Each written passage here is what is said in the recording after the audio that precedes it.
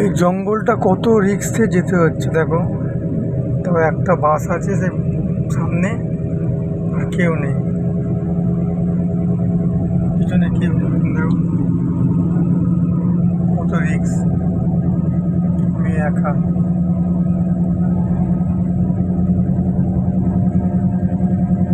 বাসটা কোথায় চলে গেছে, চতুর্দিকে জঙ্গল। দেখো বন্ধুরা, আমি এত কষ্ট করে ভিডিও করি, তোমরা ভিডিওটা লাইক কমেন্ট শেয়ার কেন করো না বলো?